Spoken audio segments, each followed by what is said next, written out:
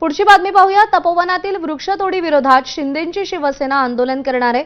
विरोधी पक्षापाठोपाठ सत्ताधारी पक्षातील शिवसेना सुद्धा आंदोलनामध्ये सहभागी होणार आहे। उपमुख्यमंत्री अजित पवारांनी सुद्धा याआधीच वृक्षतोडीला विरोध केल्यानंतर आता शिंदेंची शिवसेना सुद्धा या आंदोलनामध्ये उतरणार आहे। तपोवनातील साधुग्रामच्या जागेवरील वृक्ष तोडून साधूंच्या निवासाची व्यवस्था करण्यासाठी हजारो वृक्षांची कत्तल केली जाणार आहे आणि या वृक्षतोडीला पर्यावरण प्रेमींचा विरोध होतोय। दुपारी 4:30 वाजता शिंदेंच्या शिवसेनेकडून आंदोलन केलं जाणार आहे।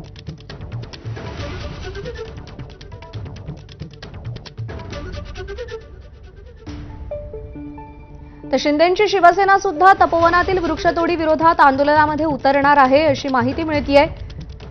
सत्ताधारी असूनही शिवसेना या वृक्षतोडी विरोधात आंदोलन करणार आहे। वृक्ष महत्त्वाचे आहेत पण कुंभमेळा सुद्धा महत्त्वाचा आहे अशी भूमिका भाजपची आहे।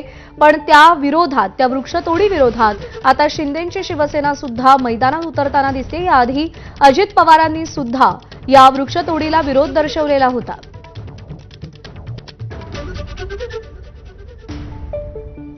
अकोल्याच्या तेल्हारा